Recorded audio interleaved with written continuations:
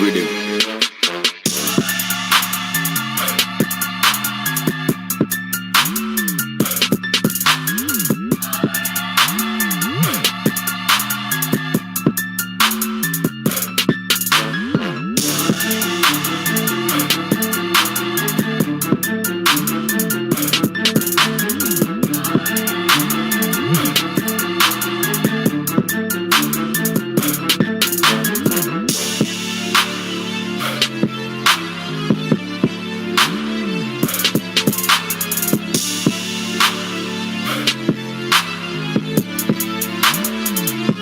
Monk on the beat.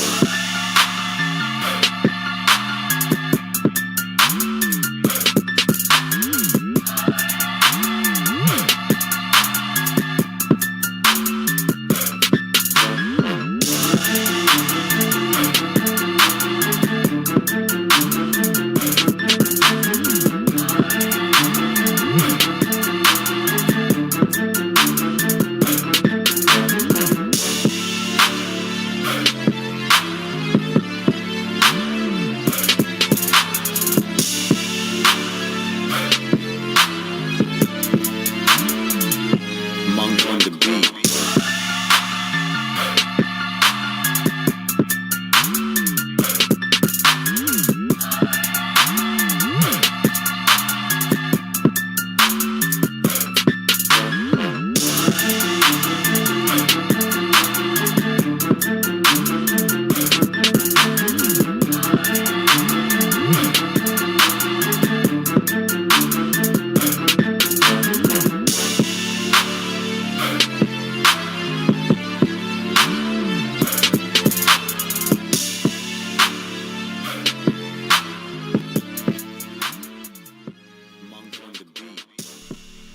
Woo!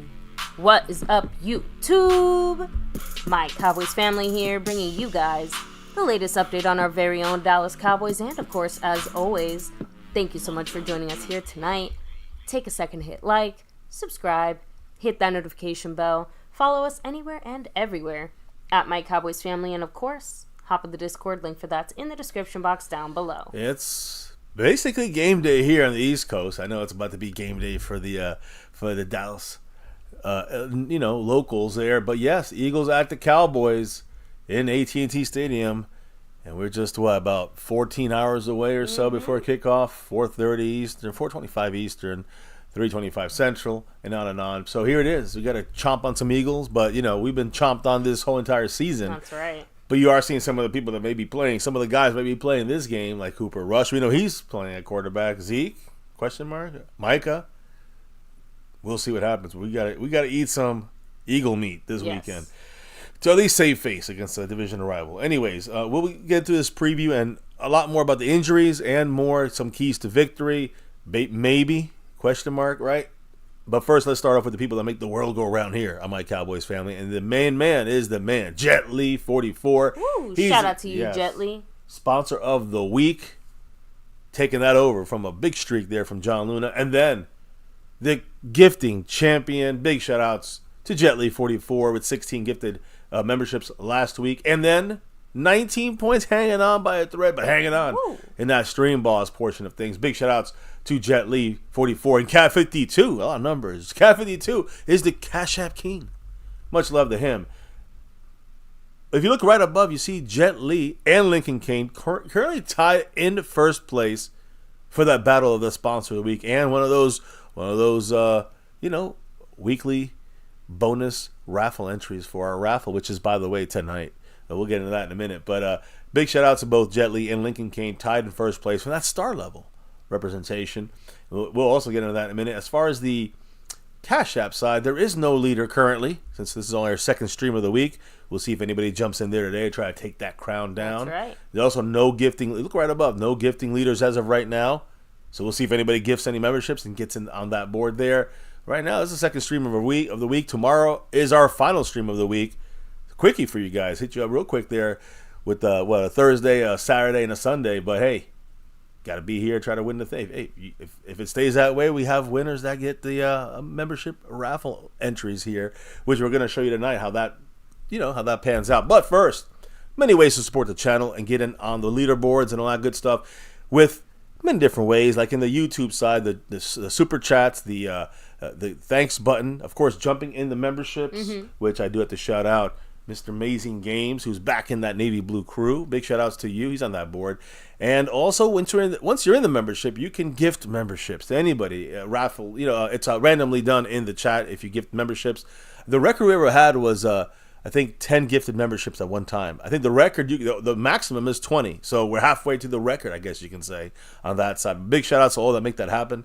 I know John Luna, Skeptical Fan, many others have Jet Li now representing that board right now on the gifting side. But there's other ways of doing things outside of YouTube. And there's 4 different ways you can support the channel. I'm going to call it the After Dark style on our After Dark channels. No football, but everything else. There's no super chats there, no YouTube stuff. So there's other ways to support the channel, this channel, outside of YouTube. Of course, you have the Cash App money sign MyCowboysFamily, the Venmo at My-Cowboys-Family, the regular PayPal link, and of course that Streamlabs link, which lets your comment show up on screen just like a super chat would. Yeah, you know how that goes. And big again, we'll see how that pans out. But I do want to say that today we're gonna have a membership raffle here. As you can see, the star level and over everything level memberships. That's right. Our monthly raffle for the month of October is going down but basically at the end of this stream, every star level member gets 1 raffle entry. Every over everything member gets 2 raffle entries. And then you can see the ingredient there. You see the weekly winners get a bonus entry. So we're going to I think we have 3 bonus entries for John Luna and 1 bonus entry for Jet Li 44 on top of whatever they have already. So good luck to those guys and everybody, there's guys and girls in the mix on that board. Chill Pill's got 2 of them in the over everything. And speaking of, let's just do the shout outs because it is time. We did the Fridays, the Friday Fan Friday shout outs Yesterday on Thursday. night. Yeah, on Thursday, well, 2 nights ago, True. yeah. But today we're going to do the usual nightly shout outs with the star and over everything levels. Thank you very much to Jet Li 44, LC, John Luna, and over everything, the King and Queen, C Bass and Chill Pill. Oh yeah, making the world go round. Those are the names you're going to be hearing. Some of the names you're going to be hearing on here. I think Skeptical Fan is in a membership for October, not in this one here right now, but Skeptical Fan will be in this membership raffle for the month of October. So good luck to all in that, and we'll see how that goes down tonight. But we've got other things to talk about. And this will be a very quick stream compared to our usual previews. So get ready to, hold on tight for a quickie here, a little quickie preview. But let's also quickly go through who's in the house tonight. Of course. And do some shout outs I see real shit in there, and Cousin can say whatever he wants. I hope he comes over to After Dark, you know what I mean? But anyways, right now we're keeping it crispy and clean, only football style here. And yeah, outside of real shit. Of course. But yeah, shout out to Harley Dad. Much love. Oh, yeah. And the man Harley Dad in the house. Even though he's a Niner fan. We'll forgive him for that. Oh, it's all good. But True Cowboy, what's up? Much love always. Here we go. Daniel Berry Sports Highlights. Hello and hi. Wrong channel. Meatball Ron bringing the heat. And yeah, Ron. we'll have to see what some of the keys to victory are. It's gonna be a very small tough, keys. Yeah, a tough battle. Not gonna be many victory abilities for Freedom us. first was first. Always go Cowboys. And MCF After Dark and After Dark too. Who's that? Eyeballs there. If you can get in there, you know how to find it. Get in on that. You could be part of the After Dark fun, which is like late night to early morning sometimes here with my overnight stuff here and the insomnia issues that your boy MCF has here. But anyways, on top of that, I think we got everyone shouted out in the chat. Yeah. As people come in, we'll keep shouting everybody out. This one should be a quickie. And yes, there will be an After Dark tonight, but it's going to be a quick. I swear to you, Harley Dad, and everybody else watching, it's going to be a quicker one because we got stuff to do tomorrow and also the Cowboy game in the afternoon. So I can't be sluggish tomorrow. I got to be on top of this. We'll listen to some music, have a small panel, have some fun there. Here, it's Cowboy football time. So what's going on with not just our Cowboys, but the NFL and all the adjacent things? Well, a couple quick things from the NFL side of things, and of course, Seabass in the house. Oh hell yeah, the over everything man in here. Much love. Appreciate you, Seabass. Of course, Trump won. Congrats to the Trump supporters out there. But Nick Bosa is also a Trump supporter, and after the game. That I think they were on last week in the game before the election. Nick Bosa was fined $11,255 for a violation of the NFL uniform and equipment rules for wearing a hat that contained a personal message. That message was, Make America Great Again in a white hat with the gold trims there. So in Rule 5, Section 4, Article 8 of the NFL rule book, for those that are pissed about this, too bad. That's the rules. That, a lot of people say, shut up and dribble when it's like someone talking about a liberal cause. But when it's both, it's like, oh, poor guy. It's funny to me. But anyways. We wanted to keep politics out of our sports. Yeah, I thought we want politics out. Well, the NFL don't want politics in it as little as possible. So they fined him for that hat. I agree. I'm sorry. I don't care if you're up, down, sideways, around the corner. Yeah, listen, if he's he's just wearing, watch the football. Yeah, and if he was wearing, if some other player was wearing, Kamala is the one, or Kamala joyful election or whatever, that should have been fine too. You know what I mean? It's the same thing. Anyways, the NFL rulebook states, quote, throughout the period on game day that a player is visible to the stadium, that means before and after the games, and to the television audience, including pregame warm-ups, bench area, during postgame interviews, locker room, or on the field, players are prohibited from wearing or displaying or otherwise conveying personal message in either writing or illustration, unless such message has been approved in advance by the league office. But after all that, Nick Bosa, $11,250, that's nothing. He's getting millions and millions and millions of dollars. He said after Donald Trump's win on Wednesday morning, Bosa said, quote, that any fine was, quote, well worth it, end quote. I guess it is when you win. Hell yeah. So now, in the same division in the NFC West, we'll go one more team here. That was for Harley Dad, since we're talking a little Niner news, right? Look at him, he loves it. But we have the Saints. I guess not the NFC West. They used to be in the West. I don't know why I could be in the NFC South there. The New Orleans Saints officially have placed wide receiver Chris Olave, half Cuban boy over there, man. Mike, he's going to be. Unfortunately, he's on injured reserve. They put him on injured reserve on IR, sidelining him for at least 4 weeks, 4 games technically. And I'm hearing possibly the whole season. It's in conjunction with the Saints, Olave is meeting with an independent concussion specialist to gather further information because he does have a history of concussion. So this could be taking it serious. Yeah, and see what happens with Olave. I hope everything goes okay. Yeah. So. All these injuries, right? We talk about Tua with the concussion and all that stuff, but now we talk about our quarterback. My quarterback. Dak Prescott, guys, not good news. You can read it by the title. It's not really a breaking news thing because we kind of said this was the direction. It felt like we were going to go with Dak Prescott. Yeah, earlier in the week, even Jerry mentioned that, there's a good chance Dak ends up on IR. Yeah, well, here's the deal, guys. Not yet officially on injured reserve, but will be. Let me explain. Dak Prescott, he's still seeing doctors on his own, hoping to avoid a season-ending surgery, basically to his hamstring, which tore up, the tendon tore off his bone on his leg there. So again, he tried to avoid season-ending surgery on his hamstring by seeking third and fourth, opinions from doctors and medical specialists. Of course, Dak Prescott. He said he's going to, well, this is what the word is, on Monday, so, after tomorrow's game, and he's right now, of course, I don't know if he's even traveling with the team, but Dak Prescott will visit another specialist again, we visit a couple, another one on Monday before this, and this one's in New York, a New York specialist, with recommendations discussed by all involved and a course of action will be decided at that point, after he sees his doctor in New York, but this will be the fourth, I think, doctor he's seeing here, and then he will decide whether to undergo that season-ending surgery or not. Now, people familiar with Dak Prescott's prognosis, we talked about the avulsion, and again, literally his hamstring tore off the bone on a pass. But they're saying that the most likely outcome, and we'll probably hear this tomorrow during the game, or I guess the latest, I guess it'll be Monday after Monday night, let's say Monday evening, we'll hear this, that Dak will be having surgery. And if you have surgery for this injury, you're out for the year. So it's like 99.99999% that Dak's going to have surgery, and that's the percent that he's out for the year. So it's over, guys. And again, I said this before, did I want him back? Coming back to a 3-8 Cowboy team, or a 3-9 Cowboy team, or a 4-8 Cowboy. I don't give a fuck. I don't want him back. There's no need. Let's just take it next year. That's all we got. That's all we can do. So again, surgery is the most likely outcome. The thing is, Dak Prescott is dying to play.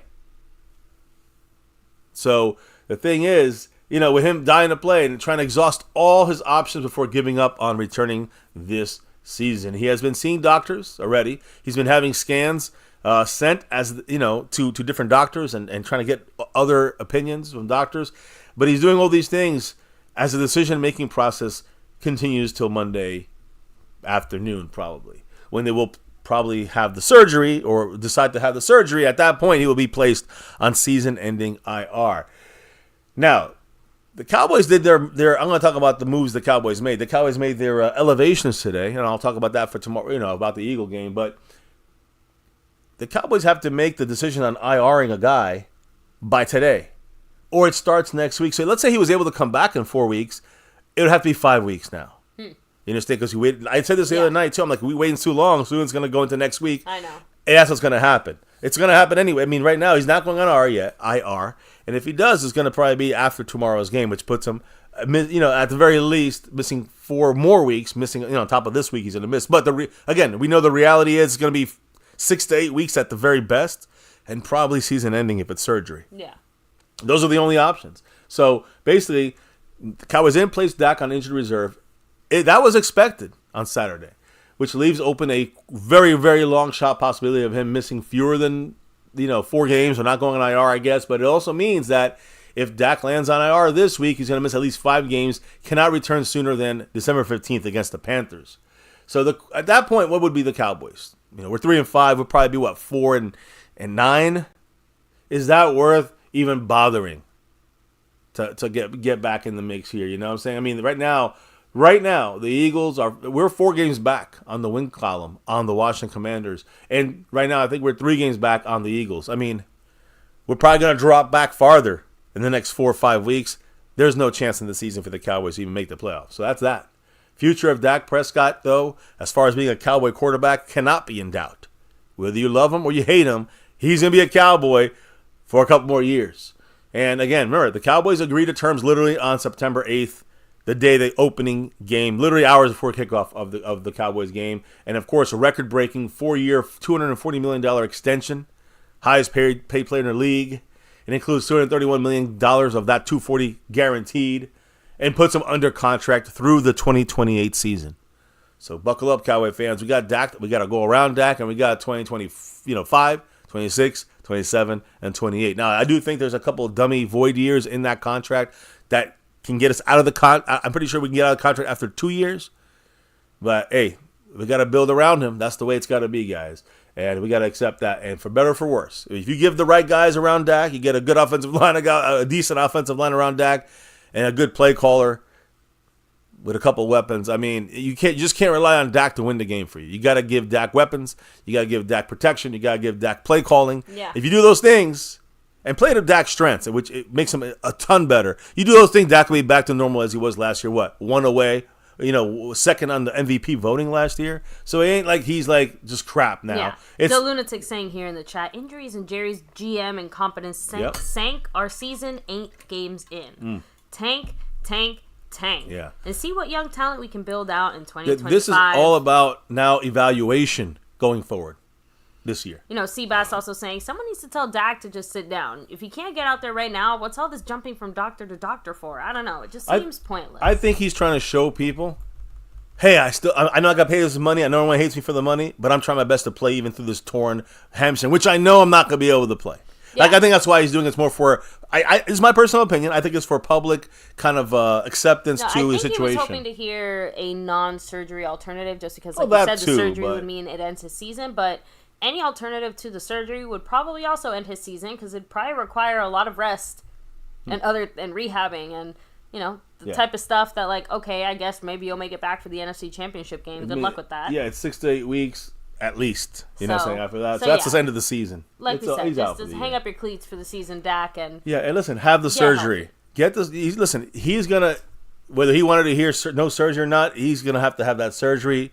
It's just a smart move. I think he's trying to bounce from doctor to doctor to hope that he gets to play somehow, but also to show the world, hey, I am trying my best to play for you guys, even though we all know it's not happening. So the thing is, there's no reason to bring Dak back, even if he didn't have the surgery. Yeah. In 6 to 8 weeks, the season's over anyways. So the future of Dak, he's here for a while, but that means what happens now? To me, I would do evaluation shit. Hey, let's get Trey Lance on that field, right? Now, we do know Cooper Rush is going to start, as you see on the thumbnail there. But Trey Lance will always be an option. He's officially now the backup. The Cowboys are rolling with veteran backup Cooper Rush. He's getting the start this week. with the former number 3 quarterback, Trey Lance, now the second stringer, now the backup. And that's going to be the way we go into Philadelphia. Well, at home against Philadelphia. So anyways, that is unfortunate, but again, almost expected. We knew that was the route with our quarterbacks situation for the next 4 weeks. Then it became 6 weeks to 8 weeks. Now it's probably the entire season, no Dak Prescott. And that, my friends, is that on Dak. Any quick comments in the chat? Quick comments on Dak Prescott being basically gone for the year. Haters will just use another excuse to throw shade on our QB. Of course they will. But they don't see the whole concept. We got an MVP guy a year ago, almost MVP, and then this year we got the bottom of the barrel quarterback barrel, which he hasn't been playing well, but also this team's playing like shit. Yeah, Rolando Rodriguez saying MCF. Time for the draft, just top 10 pick, and wait it out for next season. Top 10? Nah. This is gonna be a top 5. We're gonna end up with we're going top 5, and don't be surprised if we're even higher than that. Top 3? Possibly. I'm just trying to rhyme a little bit. Then you got to go QB. You start thinking Jerry Jones wants to make a splash. You're going to get one of the bigger, better quarterbacks out there. And hey, who else? I'm not saying we should do this. I heard Simon say it, so I'm giving him credit. Prime time. Deion Sanders and his son, Shedeur Sanders.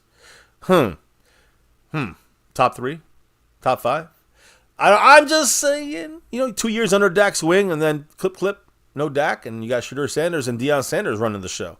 I don't know what I'm talking about. I don't know. I'm just saying this, as it always has been and always will be, as long as Jerry Jones is running it or anybody runs it, the way he runs it, it will be a clown show. Yeah, remember that, Matt. That's I have truth. To be honest. I don't want to dash anybody's hopes, but it's hard for me to picture a scenario where we have a top 5 pick that Jerry, still running our front office and GMing, doesn't use it for a more immediate need.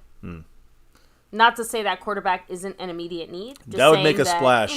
That's more important to Jerry Jones. And we have 15 immediate needs. It would. And he might get quarterback for 2 years behind Dak. I know, but he likes to pretend that he is football savvy. So as much as I know that he likes to make those splash moves, I could see him making a very sensible, reasonable move, like another offensive lineman. Or you get what I'm trying to say? I hear you. Sensible is not Jerry Jones' word to describe him. But yeah, I hear you saying. And I know if he's not ready to play right now, then why would you draft the quarterback? Yeah. I'm just saying, just don't be surprised. Don't be surprised if the Cowboys do something crazy, because that's what the Cowboys do. It's the clown show. That's just the way it is. Now, what about other players? On this, as far as Dak's gone for this game, he's probably gone for the year. Deron Bland. Is he going to be gone for the year? I mean, Wasn't he supposed to already have been back? Yes, listen. We were told that Deron Bland suffered a setback before that Lions game about a month ago. That's when he was supposed to be back. And then he suffered a setback on that foot. And he had unexpected soreness in that foot. After that Thursday practice, you saw him go from limited to did not practice on Friday. And then he never really has been back to practice in a full way at all. He's been on those cords every single practice, but not in practice, not actually practicing. He was initially ahead of schedule, according to all reports, and that soreness pushed him back again, pushed him basically to have a setback. And the injury, this injury does go up to 12 weeks of recovery. That's what I'm saying. Right now we're at I think November 13th, next Wednesday would be 12 weeks. So, again, we thought he'd be back in 6 to 8 weeks. Now it's 12 weeks. You know what I'm saying? And that's maybe. The Cowboys, what I'm hearing, are being extremely cautious with Deron Bland. And the setback was very tough in the whole process, considering they already had opened his practice window. That's the killer. Yeah. And that's what I'm trying to say, guys. The fact that he's still working back from that foot, I said almost a month ago. It's 21 days you have on that 21-day practice window. So, and if you can't get off that practice window, you are done for the year. So this setback could knock him out. Well, he has been ruled out for this Sunday's game, Deron Bland. All right, his 21-day practice window was activated a month ago. The Cowboys thought he'd be ready. Now his foot has not been, not there yet with the setback. Did they ever mention what the setback was? No. What happened? No, it's just a setback. Soreness. A soreness is what they said. It's a soreness in his foot. But that set him back, and then it did not go. Soreness didn't go away. Rehab cord still didn't go away. The Cowboys are being very, very careful. Stephen Jones today said, quote, all those injuries to your feet, They vary from player to player. Okay. And, of course, he's playing a position, cornerback, especially at corner, where you're having to react to receivers and plant and put a lot of torque and pressure on that foot in order to be out there and play at the level you have. In the level you have to play in the NFL, his foot's got to be right. It's got to be at the level that he feels good about how confident he's in. It's just week to week now. End quote. Honestly, it's not week to week anymore. This is the last week. Yeah. Because next week, guys, he will be out for the year if the Cowboys not put him onto the 53-man roster. Either he's going to be on Monday, he's going to get on the 53-man roster, or he is gone. Gone for the year. No, not even seen him once this year. We saw Trayvon Diggs twice last year, and he's gone. This year, Trayvon looks horrible out there without the help on the other side. Gone. Stephon Gilmore gone, but more importantly, Deron Bland gone. So I don't know if he's going to come back, guys. Let's cross our fingers, knock on wood. But honestly, just like Dak, is it worth having Deron Bland back? Do you want to get him hurt again? I mean, let's just redshirt him this year. You know what I mean? At this point, everybody who's hurt, just fucking have a seat at this point. I agree. I don't even know what to say. Now, I will say, unfortunately, maybe one of the best defensive players in the league, and definitely our best. Deron Bland's great. Trayvon Diggs is great, but our best defensive player on this team, and maybe one of the best in the league, is Micah Parsons, and he's ready to play. Now he's back, which is kind of, of course, as Cowboy fans, we're like, yes, but then also I'm thinking, for what? Like, I know he's playing for the love of football, he got paid to play. I just don't want any more injuries. And so, again, any setbacks or injuries on him could hurt his career going forward. We don't need that happening. Now, Micah's playing. He's going to be a beast out there. He's 100% ready to go now. According to all sources, Micah will make his return against the Eagles tomorrow afternoon, on Sunday afternoon, after missing the last 5 weeks with that high left ankle sprain. He was able to get through Saturday's practice. That was today. Nope. Mm-hmm. The practice is usually a walkthrough. Yeah. Got through that was one of the things the Cowboys said they'll be watching. He got through the practice without any issues. That's a big return coming back for the Cowboy defense. All right. I think we could all agree on that, right? Yep. So, according to Micah, on the challenge of watching his team and his teammates play the last 4 games without him as he dealt with this ankle injury, quote, I feel like it's tough because I would have made an impact in those games. In those games where we're losing by 6 points, I definitely could have made a difference in those games. A 6-point game, you're telling me, and DeMarcus Lawrence can't make a difference? My goal is to go out there and prove that, end quote. So we'll see if this makes a difference to our defense. I think, of course, he will, but how much? Yeah, similar to our offense and the types of struggles our team's currently having, Micah's going to do a lot of carrying if he's active. When he's active. So, well, guess what? He's active tomorrow. There you go. The Eagles. We got Calvin Richard active with the first drop of the night, a $20 holler. You know what that means, too. He has just taken over. It just said, hold on, Jet Li 44. Calvin Richard is repping that stream boss as unless something crazy happens. It looks like we're going to go into tomorrow's game, against these Eagles with Calvin Richard representing that stream boss. And maybe we need a new blood in there to get a little win. What did the man say with that $20 holler? And I'm going to check the numbers here. He may be in first place. I had to double check the numbers, but there you go. We do have another thing I want to say with that bullseye. You see it? That goal, 5 or more, ticks another little number in that box there. So we got 1 out of 10 to reach that goal before the end of the stream. Big shout outs to Calvin Richard. What did the man say? Sorry, guys, I'm getting in late, but I think the Cowboys should play Trey Lance. I agree. If he looks good and another quarterback gets hurt for another team, then we have a trade partner to go with our 5th pick in the draft. What do you think? I mean, again, first of all, shout out to Calvin Richard. He is in first place, by the way. Oh, there you go. Awesome. But yeah, if you take Jerry's comments from earlier this week seriously, it sounds like for now the plan is using Cooper Rush and Trey Lance. What that actually looks like in reality, I'm not sure. Wait, what did you say? Is that the plan you said? Yeah, that's... this week it's just Cooper Rush. Well, you know what I'm saying? Like this. Jerry said, okay.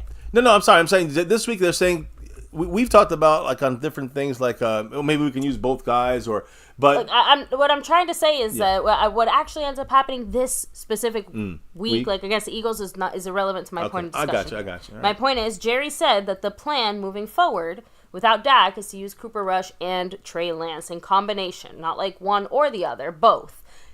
take that heavily salted because we still have to see what McCarthy actually puts out there. But if that's the plan in some capacity, it would only benefit the Cowboys. Any bit of playtime that Trey Lance gets that he can look even halfway decent, of course that benefits the Cowboys. It's a win-win no matter what. We're either winning because Trey Lance is looking and playing better, or we're winning because we're hopefully making some kind of potential trade bait here. Although, again, Winning, I don't really know what kind of market Trey Lance is going to have. The thing is, for me, is that when it comes to Trey Lance and, what the Cowboys should do, I said this from the beginning, evaluation.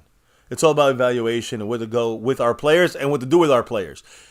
Cooper Rush we've seen his ceiling. We know his ceiling. He's a below average quarterback as a starter, a pretty decent backup in the sense of just keeping the team afloat. And I'm going to talk about one of my keys to victory is McCarthy kind of doing the same thing he did when we lost Dak for 5 weeks 2 years ago. Do the same thing. You're going to run a lot more. Yeah. And you're going to do safe plays for Cooper Rush. But, yeah, maybe this week. I think after another week or two, and I don't know about, maybe I'm going to say this again. I know Jerry Jones talks out his ass all the time. I know. I do not see the Cowboys necessarily using a lot of plays with both Trey Lance and Cooper Rush at the same time. It may happen. I've suggested that as a possibility to make things fun. When I say same time, I don't mean like both of them out there on the field. You say same game. I just mean both the same game. Right. He did imply he could happen. And again, we did that with Staubach and Meredith back in the freaking early 70s with Landry. And it did not work. We needed Staubach. But the thing is, Trey Lance, to me, you put him out there in a couple of weeks full time, and you play a game plan that helps his positives, his strengths. And I said RPOs. Give me that zone run, that zone option for Trey Lance so he can do easy quick passes and can run the ball, use his legs. That would be a simple, you simplify for Cooper Rush in one way, you simplify for Trey Lance another way. There's two. You can't do the same Cooper Rush game plan that you're going to do for Dak. You can't do the same one for Trey Lance. All three of them have different game plans. And for Trey Lance, I would keep it simple. I would keep it a run-based situation with both Cooper Rush or Trey Lance. But I would use, Cooper Rush can't move around. He's going to go back. He needs a full pocket. Yeah. He needs time. He needs clear pocket. Trey Lance, move him around, get him out there, run him, dump it down to a guy's wide open, second level, first level, underneath, just a quick little pass. Just things that are simple and easy. He struggled mightily in preseason, struggled in training camp, so we'll see. Either he's going to be a bust of immense performance proportions, which he already has been when the Niners drafted him. But to me, it's more of we need to figure it out. Will we be able to sell him, so to speak, like sell his services? Yeah. After this season, if he plays, 8 games and he does okay, which I think that would be enough to get us some kind of pick for him, right? Somebody will say, "Oh, we can maybe do something with him." Or if he looks really bad, the Cowboys just keep him as a backup. I mean, what do we do with him? I mean, what does Jerry Jones do? We pay him $3 million as a backup? I don't even know if that's even worth it at this point. But I don't know. I don't know what to say, guys. That's the risk of showing too much with Trey Lance, and then he fails, shits the bed. Now you lost all trade bait for him. But if you don't do anything, you can't even trade him. Nobody wants him at this moment right now. He's useless.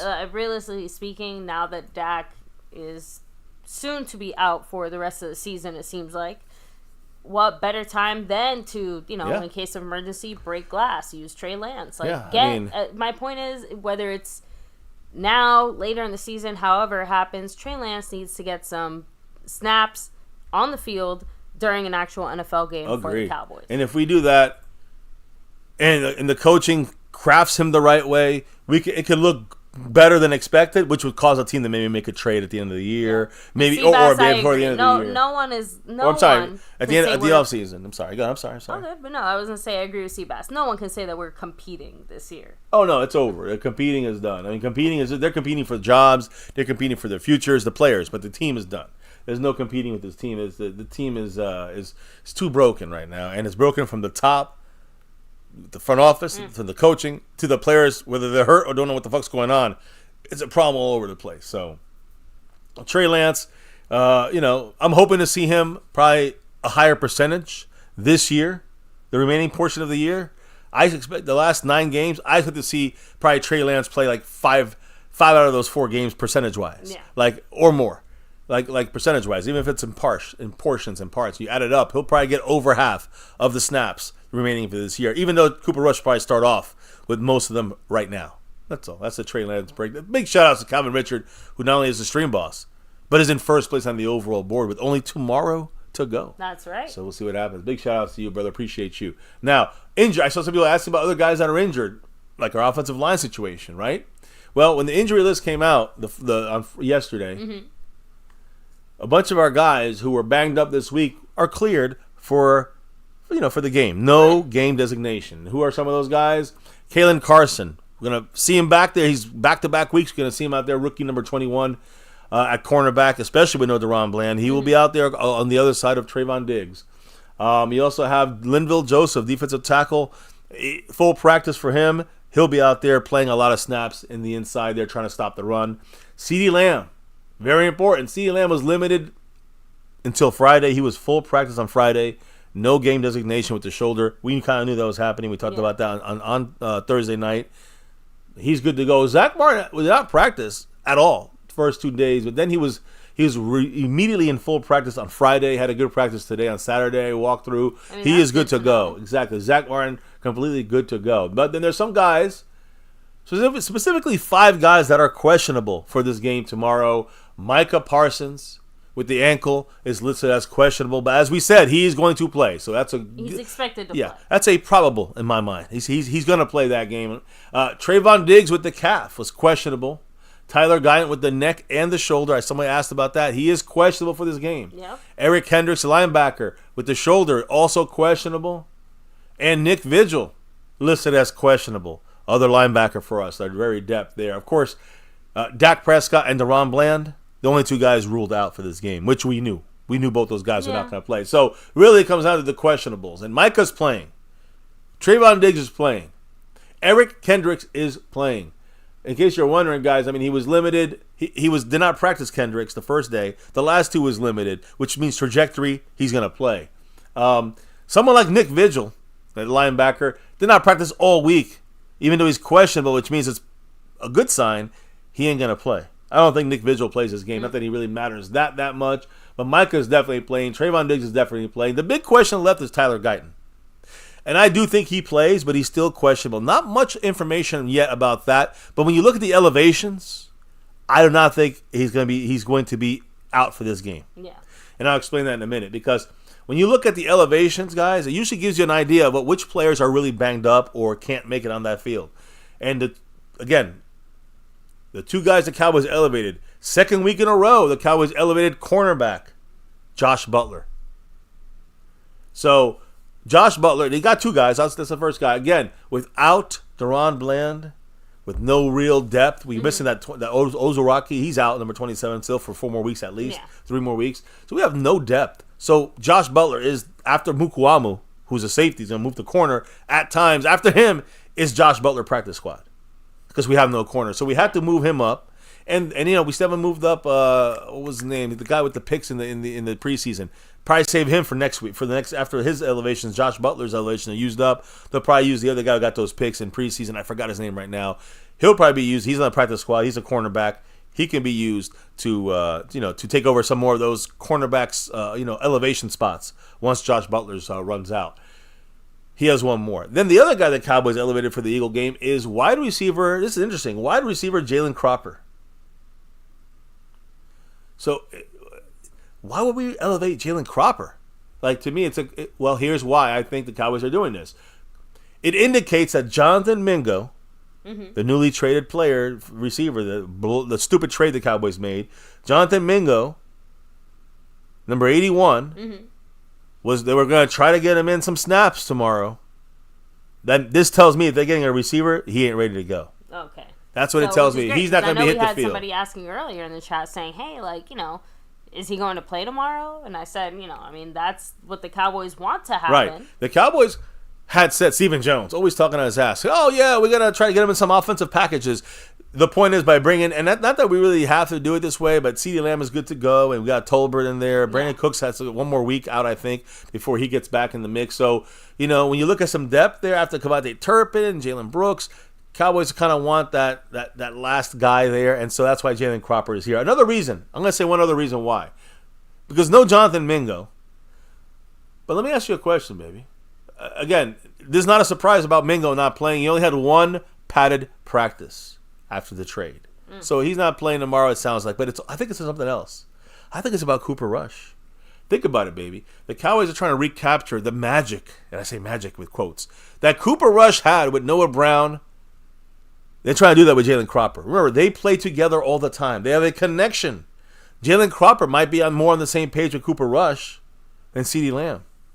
He may be more on the same page with Cooper Rush, Jalen Cropper, than with Tolbert. Tolbert might disappear in this game, right? Yeah, I always kind of joked about it, especially during training camp and stuff like that. But Cooper Rush's CeeDee Lamb is not CeeDee Lamb. It's like Jalen Cropper. Yeah, Cropper. That's basically what it comes down to. So, guys, expect to see Jalen Cropper. I would say not just the special teams, but getting some snaps with Cooper Rush and maybe taking some deep shots, some stuff that they feel comfortable and confident in. You might see that used with Cropper, not CeeDee Lamb, not Kevontae Turpin as much, not Tolbert. Just keep that in mind, my friends and family. That's the way, put one plus one together, you're getting two there. Now, any quick comments about these things, maybe, before I move it on? Because Seabass said LMAO, Hopkins day one impact. Rigo's not ready. Head coach Jerry with the clown show. Taking over that clown show. Hey, listen, honestly, I didn't expect this guy to be ready, but it was a clown show trade, even if he's going to be ready next week. DeAndre Hopkins jumps in, boom, a week, he's ready to go. If anything, I'm glad that he's not ready this week, just because, again, the Cowboys wanted him ready this week just because to look good. Right? Yeah, exactly. They wanted to rush him out there. This, at least, again, it as much as I don't like it, but it does expose the Cowboys and their BS. Yeah. That's all. So, now we go to the Eagle game. As we were ready to, we're kind of wrapping this up, I guess. So make sure you guys get your last drops in there, get your last comments in there. Again, no gifted memberships yet, nobody on the Cash App board yet. So those boards are open, of course, to take over by Calvin Richard. Much love to him. And he's currently also in first place, not just the stream boss, but first place on the overall board, trying to get that bonus raffle entry. Which, by the way, Seabass and everybody else in the house, we're doing our raffle right now for October, literally after this stream. So hang in there. Now, as far as the Eagles, see this picture of the Eagles looking cooked and beat up and bruised? That's us. The Eagles are 100% healthy. They have 18 guys on their injured list. One guy is questionable. Everybody else is going to play. The only guy questionable, Ben Van Summeren, linebacker with a concussion, and he was full practice. Oh, I forgot to mention, Wanye Thomas also out. I didn't mention that. Wanye Thomas, who, again, we talked about him maybe getting an extra snaps in this game. He is out of this game. And I should have mentioned that earlier, but that's the third guy out. Of course, Dak and Deron Bland, we knew were out already. But, yeah, Wanye Thomas being out limits any kind of changes we can do on defense when it comes to the safety position. Malik Hooker, Donovan Wilson. We've been waiting to see more Marquise Bell and Wanye Thomas. You might see a little better late than never, but you might see a little Marquise Bell, but we're not seeing Wanye Thomas this week. Not this week. He's out for this game. The Eagles, like I said, are very healthy. Saquon Barkley and all these guys, A.J. Brown, Dallas Goedert, Jalen Hurts, Darius Slay, Devontae Smith, Josh Sweat, Jermaine Trotter, and on and on and on and on. Mekhi Becton, Nolan Smith, everybody, Aeneas Smith. Everybody's good to go for the game. Like I said, the only guy who was in concussion protocol, he got out of concussion protocol, he got a full practice, and he is questionable, which means he probably will play. Or a healthy scratch, I guess. So the Eagles, that's it for them on that side of things. When you look at this game, you're going to say, well, what is there to play for? Nothing. Nothing. To me, guys, we are in fully... evaluation. That's the only thing to play for. Pride, evaluation, maybe a record from Aubrey's foot, from 68 yards or something. But right now the Cowboys are in full evaluation mode for the remainder of this 2024 season, although it's kind of funny. Because the Cowboys can improve to 2-0 in the division if we beat the Eagles. We could be undefeated in the division. Like, we could have the inside track for the division. But it sounds like a joke. I know. It feels it's almost like a joke, too funny. We haven't, listen... Right now, you're looking at, for example, the morale right now. Mike McCarthy was asked about the morale. He said, morale? We all just want to win. It's frustrating and it's hard, and because you got to answer questions like this. But I don't really see any drop-off. It's good to be home. Need to get a home win under our belts. Haven't won a home game this year. He's right about that. Morale, it sounds like the morale is bad. Sounds like they're desperate just to win, and it's frustrating. That doesn't surprise me even a little bit. Yeah. Of course morale is bad. Look at us here. Look at us fans. Of course, we know the morale is bad. It is bad. For only the second time this year, and the first time since week 4, the Cowboys, which are at 3-5 right now, are facing an NFC East rival, an NFC East team, as the Eagles are 6-2. Remember, guys, we're 3-5. They are 6-2. So, the Cowboys are right now 1-0 in the NFC East. We beat the Giants back in week 4, 20-15 in a struggle. Can we snap our 3-game losing streak? Can we snap our home losing streak? Can we continue our, I guess, NFC East win streak, I guess you can say. But right now, our current slide is the longest since the 2020 season. Following, we just lost that 27-21 loss to the Falcons this past week. And if we lose this game against the Eagles, it's going to basically goes to 4 games a mark that we also hit in 2020, Mike McCarthy's first year, COVID year, and Dak's broken leg year. That was a bad year right there. Right now, you're a very uphill battle against these Eagles. But unfortunately, the Eagles are soaring high right now. They're doing great. They extended their winning streak to 4 games against a close game against Jacksonville last week. Nick Sirianni and the Eagles are in a dogfight right now with the Commanders, trying to get for that top spot in the NFC East. And again, it's going to be a good race to the finish between the Eagles and the Commanders, not us. But this matchup will be, of course, in Dallas and Arlington, Texas. And it's going to be the 130th time. 130 times that we've played each other, the Eagles and the Cowboys. Fuck Philly. And both of these teams split the season series last year. Cowboys, of course, won out and got the division last year. It looks like that streak's going to continue, by the way, because it's going to be a different team this year. No back-to-back NFC East winner since like 2005 or 4. Cowboys have won 5 of the last 8 games against these Eagles. And again, in a very desperate situation, desperate mode, somehow can we come up on top in a game that, it would show at least that, hey, we beat an NFC East team and maybe we're not fully done yet. I don't know what to say. But just a little hope for those, I guess, that still have it. I will say again, I want to reiterate, we do get Micah Parsons back, so that changes things. The defense is going to be more dangerous with Micah in the mix, and it makes everybody else more dangerous. Not just Micah, but it makes Micah and the other defensive players more dangerous because now everyone's got to focus on Micah a little more. And if he gets a little pressure, the cornerbacks can close in on the passes a little faster. So we'll see how that goes. But, yeah, guys, again, Micah had that high ankle sprain week 4 against the Giants, hasn't played since. It was supposed to be 2 weeks, 3 weeks, maybe now it's 5 weeks later. Now, what are the keys? You kind of said it. It's an evaluation time. It's an evaluation time, but really the keys pretty simple, and I'm going to be very general. But one I cannot be general about, and that is stopping Saquon Barkley. The man just backwards, hurdled a fucking Jacksonville player last week. It's something I've never seen in my life. So a major key to victory is slowing down Saquon Barkley. Sounds like it's easy. Saying the words is one thing, but doing it is another. You know what I mean? For the Cowboys to even have any kind of chance to win, we have to slow them down. On the ground and in the air. Now, the Cowboys defense, right now, with the way things are looking, cannot be trusted to cover guys like A.J. Brown right now. Cannot be trusted to cover guys like Devontae Smith, Dallas Goedert, and Saquon Barkley out of the backfield. But Saquon Barkley has been the added piece this year that's different than the other 3 guys. The other 3 guys been here. Saquon's the different piece. And he's taken the Eagles' offense, not even play calling, because I think play calling is pretty bad still by Kellen Moore. But Saquon himself has made things happen, regardless of play calling. So to me, he's helped the Eagle offense kind of have a new dimension now. Yeah. Saquon, in overall ways, cannot when he's not injured, when he's healthy, he cannot be stopped.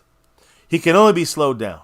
So the best way to do that is you have to have good tackling. Oh yeah. We're about what? 13 missed tackles away from having last year's total missed tackles. So we are a missed tackling piece of shit team right now. And the one thing Saquon will kill you with is missed tackles. He'll make you miss, and if you don't tackle well, he'll run right through you and keep going. So right now we have to. He's not going to be stopped, but we have to slow him down. We have to tackle him. We cannot let him hit the outside. His speed is too much. We have to contain him. And if the Cowboy defense cannot play, they cannot tackle him on their own. It's they got to hold on until some others can come and help him. You have to be able to slow down, not stop, because you can't stop Saquon Barkley when he's healthy. You got to slow down Saquon Barkley on passing downs. Still dangerous because Saquon Barkley is a very good receiving running back out of the backfield. So whoever is covering Saquon, oh my goodness, I'm nervous. But whoever is covering Saquon, got to make sure he does not leak out and give Jalen Hurts an easy dump off. He could go 20, 30 yards or a touchdown sometimes. So, again, broken plays seem to be what Barkley thrives on and does the most damage in a broken play, a missed tackle here and there. Mm-hmm. He's gone all of a sudden. So, the Cowboys got to be very, very on top of shit. Well, yeah, but the Cowboys got to be, if the Cowboys can constantly hit him, grab him, slow him down, wait for the gang tackle him, when he gets the ball, attack him together, in a group. When you do that, you're not stopping him. He's still getting yards. You're slowing him down. That's what we need to do, and it's not that easy to do. So, again, passing downs when a play breaks down, who usually ends up with the ball and breaking a tackle or two? Saquon Barkley. You got to be careful. So you cannot allow him in the passing game to get free, to miss tackles on him, because he will make you pay on the ground and on the passing game. So we got our shit cut out for us on defense. Just about Micah being back, but it don't mean anything if they keep dumping the ball down to Saquon or we can't stop the run. So that's it's an every week thing. Now here's a way we can kind of maybe have less damage done to us, because the more chances the Eagles get, the faster the game is, the bigger the blowout will become, and the faster the game ends. Some people may be cheering that. I cannot. So controlling the clock is one of my keys. Controlling the clock. And how do you control the clock? Baby, this is what I'm trying to say to you. Mm-hmm. The Cooper Rush game plan is going to be run, and then maybe run again. It's going to be run. Controlling the clock comes down to the run? Well, but that's my thing is that forget about controlling the clock. Okay. Just Cooper Rush in the mix. You're going to have to run more, because you don't want to throw as much as when you had Dak or, a starting quarterback. So you want to make sure that Cooper Rush, who cannot really run too well, not that Dak was running too well, but you don't want Cooper Rush going out there and, throwing 3 passes, 3 incompletions, and we punt the ball right back. So the best way to control the clock is to run the goddamn ball. The Cowboys rank dead last at running. 32nd in every running category you can imagine, on offensive running, and every freaking metric you can imagine. So the way the Cowboys have been doing things right now, which is very limited runs, is not working. Very limited running game. That's not working. Philadelphia has 2 major big guys in the middle, Jalen Carter and Jordan Davis. This tandem has helped the Eagles defense rank 5th, and they're only allowing 101.1 total yards rushing on the ground. So they stop the run on a consistent basis. Like I said, 5th best defense stopping the run. So we need to run, and they are good at stopping the run. So, again, if you go one-on-one on some of these guys in the middle, like Jalen Carter and Jordan Davis, it's just not going to work. They are too dominant to be blocked one-on-one. They need to, again, the Cowboys have to be clever. The Cowboys have to, be smart about how they run the ball. They got to change. They have to change their patterns of the way the Cowboys run the ball. And he's just saying it's so much that the Cowboys need to improve on that. Like, is it going to really happen in 1 week? Soliari and Schottenheimer and McCarthy, are they going to be able to make sure we change our running patterns to make the run game a little more effective? Because if we don't, it's going to be 3 and outs, and we're fucked. So, again, the Cowboys got to be smart about that. Combination blocks, when you double team a defensive tackle, that's going to have a lot inside. Traps, misdirection plays with a lead blocker that can help open up lanes. That's how you change. That's how you kind of change up a little bit of these running patterns. You understand? Combination blocks one time. The next time you run a trap play. The next time you do a little misdirection. The next time, you have a lead blocker pulling and helping open up lanes in other parts of the hole when you're going to run the ball. You cannot just keep doing the same type of runs over and over and over again. It will lead you to nothing, and then we got to start throwing, and then it ends up being no clock control, and then the game gets out of hand. Exactly. You guys know the way it's going to go. So, again, To me, the only thing that's good about Cooper Rush is it forces us to have to run the ball. We're not going to throw first, second, and third down with Cooper Rush. Cowboys said it. Feed Rico. I mean, yeah, that's the only guy we got right now. Dalvin Cook has not been elevated. So keep that in mind, guys. The cornerback, Josh Butler, and the receiver, Jalen Cropper, for Cooper Rush. But no Dalvin Cook elevated. He has one elevation left still. So you're going to see Zeke. But, yeah, Rico Dowdle is the man that's going to start, and he's going to be at least he's our best running back. And we need to run a lot. But, again, this Eagle team is very good at stopping the run. So we got to change up the running patterns. We have to make sure we run the ball more. It's automatic when you have someone like Cooper Rush. So, having Cooper Rush means that there should be a renewed commitment to running the ball. Cooper Rush's skill set is not one he's going to drop back and he's going to throw the ball 40 times like Dak. That is not his skill set. He cannot do that for those Cooper Rush lovers. That's not going to happen with Cooper Rush. He needs to go back and throw the ball 20 times in a game, that at most. Right. And if he does throw the ball 40 times in a game, you know what that means? We're down by a lot and we're losing by a lot. That's what's going to happen. So to supplement the run game, it's all about Mike McCarthy. He has to not just run the ball and change running patterns, but he has to incorporate more screens to the running backs, more short passes to the running backs and to the receivers, maybe receiver screens into the game plan. So, yes, we can say run the ball, but it's not necessarily the quarterback's fault, the running back's fault, or the offensive line's fault if we do predictable shit all the time, which we've been doing all year, and don't change things up against this very good Eagle run defense. So we got to control the clock. And the last thing I'm going to say, guys, it's McCarthy again. He's got controlling the clock. He's got to come up with a game plan, but you also got to come up with a game plan to scheme your few playmakers you got healthy open on offense. You got to scheme playmakers open. So when we've been asking this for a while, to scheme these guys open for years, why will we do it now? I mean, I don't know. It just feels sometimes that the coaches want to make it as just Dak. You just figure it out with a simple thing here. And yeah, I don't. It's just like they make things too predictable. The Cowboy, play calling.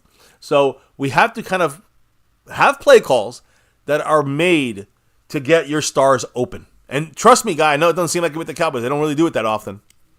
But it's done all over the NFL, and it's not that hard to do. So, to me, I think the Cowboys are going to simplify. Some people think, it's simple with Dak. They're going to simplify the offense even more with Cooper Rush and give them a better opportunity to be successful. And so, for the Cowboys to do that, we got to cater to Rush to have a simpler offense with more running plays. And if you can do a little play action mixed in there, if you run the ball, you can get the ball to Jake Ferguson, a playmaker. You get the ball to CeeDee Lamb, a playmaker, the playmaker for our team. And if you get the ball to CeeDee Lamb, it means that you're going to probably have, and you get a consistency there, you're going to have someone like Jake Ferguson having a larger impact because he's going to get more opportunities when everyone's watching CeeDee Lamb having a good game. Now you're going to all of a sudden open up some Jake Ferguson opportunities, which we got to take care of. We got to take advantage of. McCarthy, it's not Cooper Rush. It's McCarthy that has to do this. He needs to send CeeDee Lamb in motion, not just pre-snap. In motion and then snap the ball while CeeDee Lamb is in motion. That presents mismatches right off the top of this thing, right off the snap of the ball. So that's the way you can help him. That's up to McCarthy. He hasn't done it that much. If you have CeeDee Lamb sprinting across the formation at the snap, while that he's running and sprinting at the snap, it creates the separation needed for him to get the football and an easier separation from the receiver from the cornerback, and gives Cooper Rush a bigger target window. So again, tight windows is what Dak's been forced to do his entire career, basically, and one of the best at doing it. But this year it's just too difficult with no offensive line and poor play calling, and Dak being off too. The lunatic I'd also mentioned way earlier in the stream too. That the same defense that allowed Cooper Rush to get us to 4-1 back when he kind of held it down for Dak. Yep, we ran the ball. That is not the same defense that he's going to have now. Correct. The defense is not going to hold it down the way it did in that Cooper Rush time, which is going to expose Cooper Rush. That's why I said controlling the clock. the way that McCarthy runs the offense is going to be extremely important to whether or not we hang in this game or not. Mm-hmm. Hang in the game. Not win. Hang in the game. So to me, get your playmakers open. Snap the ball when CeeDee Lamb is in motion. Not after he sets and goes in motion and then sets. No. While he's in motion. So that's one of the main things for the Cowboy offense. McCarthy needs to get him open. CeeDee Lamb right now is one of the best players in the NFL when it comes to yards after the catch, the yak. So give Lamb some opportunities, some quick passes, and then let him take the rest. Don't let Cooper Rush throw up a deep pass to CeeDee Lamb as often. We don't want to see too much of that. We want to see the mid-range stuff and some of the shorter, quicker stuff, in my opinion. So, anyways, pretty simply put here, guys, getting CeeDee Lamb, your playmaker, your main playmaker, into open field and away from tight coverage. Because who's going to be covering him? Their rookie first-round pick sensation, Quinion Mitchell, and the veteran safety, Darius Slay. Both these guys are going to be kind of bracketing him and covering him, almost like a double team. So getting him open and away from these tight coverages you're going to see from both these guys is key to moving the football down the field for Cooper Rush and the offense, and specifically McCarthy. And as far as Jake Ferguson, McCarthy needs to work on throwing the ball to him on down the seams, in the middle of the field, to put pressure on the linebackers, put pressure on the safeties to open up other things. Getting the ball in Ferguson's hand, and getting the ball in quick passes to him, getting the ball in his hands quickly and in space allows Jake Ferguson to use his pretty damn good, and again, at a tight end, one of the better yak run after the catch abilities to move the chains. That's what Ferguson will provide you. If, again, work him in the middle of the field, work the seams, work the middle of the field, put pressure on the linebackers and safeties, and, by doing that, you move the chains with using Ferguson, and that will then open up other guys as well. So that's it. I mean, I don't have anything else to say on this, guys. I mean, to win this game, I don't see the Cowboys winning this game at all. But to even be close in this game, those things I just said have to happen. If they don't happen, even if one of them doesn't happen, it's a done deal. We're not going to even – it's going to be an embarrassing blowout. And nothing more than what the Eagles would love to do is give us an embarrassing blowout. Trust me on that. They hate us more than you can imagine, and we hate them more. Well, you guys know how much we hate the Eagles. So, unfortunately, they're going to probably be able to brag on this one for a while. And it's probably going to be, half the stadium green. So good luck to those Cowboy fans going there. Make sure you at least make yourself heard. And always say fuck Philly. Always say fuck Philly. Now, before we get out of here, I want to hear the last couple of comments from people. And we're going to do our raffle. Of course. We got that raffle. An hour show tonight, guys. It's over. But we, last chance to get your last words in. And, your drops before the kickoff tomorrow, 4:25 p.m. Eastern time. Fuck Philly time. So any quick comments, though, baby, in the chat? Of course. That's it. True Cowboys said, keep the yellow laundry off the field also. Yeah. The penalties, every week we talk about the penalties, right? So, of course, that has to be. McCarthy says it's unacceptable. Yeah, and every week it happens. It's called discipline, and the team doesn't have any, unfortunately. Rolando Rodriguez also said, MCF, no fake punts on your side of the field. Agree. No reverses on 4th and 1. Just run the damn ball. Agree. And did I say I agree? Yeah, I agree. So again, along with all those keys to victory you just said, maybe let's keep it simple. Right? Simple, run, no penalties, disciplined, all the things we don't do. I'm just saying all the things we don't do are literally the things we need to do. See Bass, much love. Yeah. Saying keep losing and badly too, and watch those networks flex those Cowboy games out of prime time. Like that one time they switched to a more competitive game live, that'll get Jerry off his ass. It may make him open his eyes, but if it has to happen over and over again for the rest of the year, it can't happen just 1 week here and there. He'll look at it as, that's all right, we'll deal with it. Because we still got sellouts, because we got the opposing team fans filling up our stadiums. Jerry Jones don't care. Jerry will just blame it on the injuries. Yeah. Now, if you lose big against the Giants on Thanksgiving in front of the world, that may tickle his taint a little bit there. So we'll see what happens. But he's watching. But yeah, Jerry. Brandon J, have a great night as well. Let me see. Donald Sable. Calvin Richard, of course, dropping the love. Much love to you. Yeah, he's the stream boss and the leader on the overall board with just the game day to go. Yeah, Pat Pfeiffer. Hey, glad Pat you can in make the it house. here. The Lunatic, much love. Dustin Roberts in the house. I know. Apocalyptic Cowboy. I know Pat Pfeiffer. I know she's an After Darker here. I'll see you in After Dark soon. But I will say, I know Pat has been the Cash App Queen once. So, just letting her know there's nobody in the Cash App right now. That's out for the taking. So right now we don't have a king or queen on the horizon. But we'll see we do have Cat 52, who's repping that crown this week. We'll see who reps it next week. Yeah. But again, we'll close it out after tomorrow's stream for game day stream. It's a wrap. We'll see who takes these the membership gifting and the the Cash App King or Queen and the sponsor of the week is right now a slight lead by Calvin Richard. Big shout outs to him. Now let's get this going, baby. You ready to see who wins the jersey? Well, here's the different characters you may see on here. But I do want to remind everybody, you can see Seabass, Chill Pill, both of those guys. Seabass and Chill Pill, both of them are in the over everything level. Then you got John Luna in the star level, but he got his 3 asterisk, weekly winners right there. You got Jet Li in the star level, but he got his asterisk win right there from this week. And then Skeptical and Lincoln Kane still on the boards there. So we're going to do this in a minute, but baby, I wanted to make sure we explain what are we raffling off here. We do this on the monthly.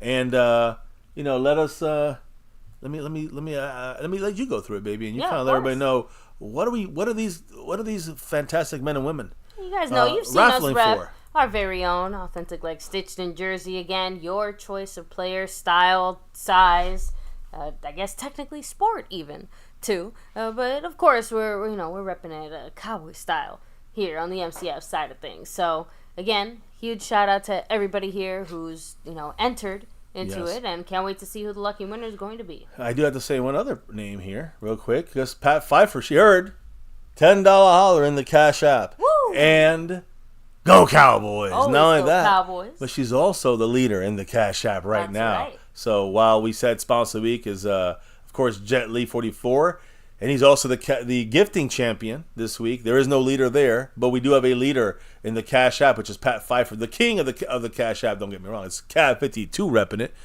As of this entire week, he's repping this. But for next week, right now, a new leader has emerged, and that is Pat Pfeiffer.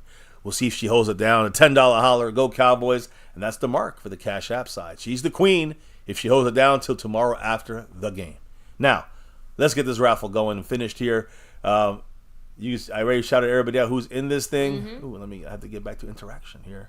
So let me interact here, and then we'll do the raffle. Give me a minute here. Remind everybody to hit like, subscribe, hit that notification bell. Of course, hop in the Discord link for that's in the description box down below, and you can follow us on all social media at MyCowboysFamily. There you go. And now it is time. Drum roll, please.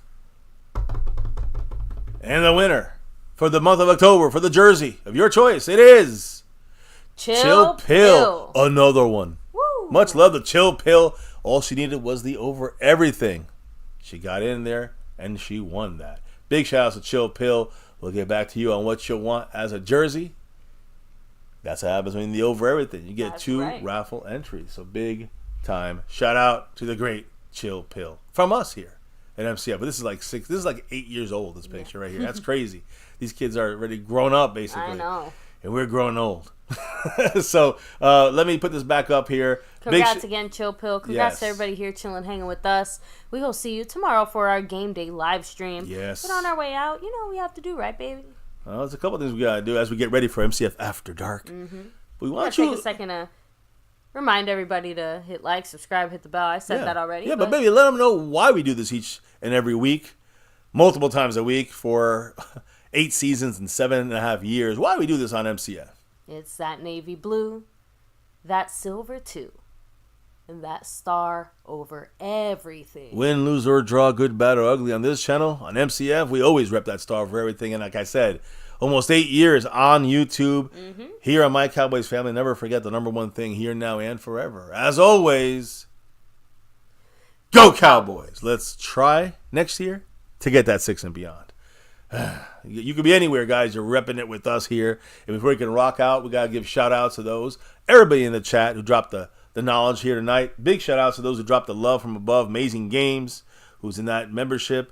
Calvin Richard with the takeover, and Pat Pfeiffer with the takeover. We got a lot of takeovers today. Mm-hmm. We'll see if it holds true. If we could take over the Eagles tomorrow, we'll see what happens. But We'll be back for that game day live stream reaction, week 10 for the 2024 difficult season. We'll be back at it again here in about 14 hours on the dot, I think. So we'll see you soon. We'll see some of you guys on the After Dark session for a short After Dark session tonight, yes, because of this game. And on that note, baby, now that it's time to, relock and reload for the game day tomorrow against the fuck Philly Eagles, what do we got to do before we drop out of here for the night? We got to drop the beat. Oh, yeah. That beat's been dropped. It is a wrap here on My Cowboys Family. And we'll be back again for the game day live stream right here for all the news, info, and updates and our reaction to what's going to happen tomorrow's game. We'll see how that goes. I'll update the boards. I know Pat Pfeiffer's up on that board there. I think she's in fourth place right now all by herself and first place on the Cash App. But yeah, you guys could be anywhere. You're here chilling with us, listening to all the news, info, and updates and the preview for this Eagles at Cowboys game. Ooh. So thank you guys for chilling with us for that. Cooper Rush leading the offense. Micah Parsons leading the defense. He's back. Jerry's watching everything like it's 1992, and we're ready to win a Super Bowl 3 and 4 years. Yeah, it's not that way, Jerry. It's long past you. It's time for somebody else to try something. Why don't you give us a chance here on MCF, where it's always about that navy blue, that silver too, and that star over everything. Never forget the number one thing right here on My Cowboys Family. You guys in the house making it happen. Don't forget to hit that like button for the stream. Hit subscribe for the channel. Hit the notification bell to all videos. And, of course, also jump into the Discord. The link is in the description. Follow us on Twitter, X, at My Cowboys Family, all social media. Make sure you guys enjoy the rest of your night, your day tomorrow, until it's game day. See you back here tomorrow. Stay safe. Much love. And never, ever forget, Go Cowboys!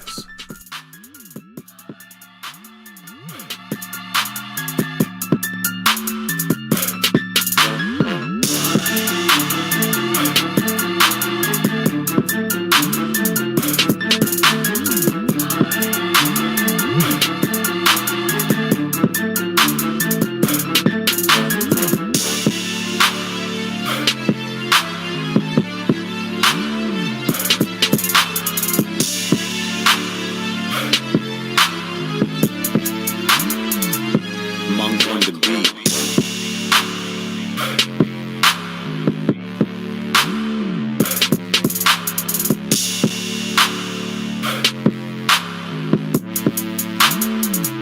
Monk on the beat.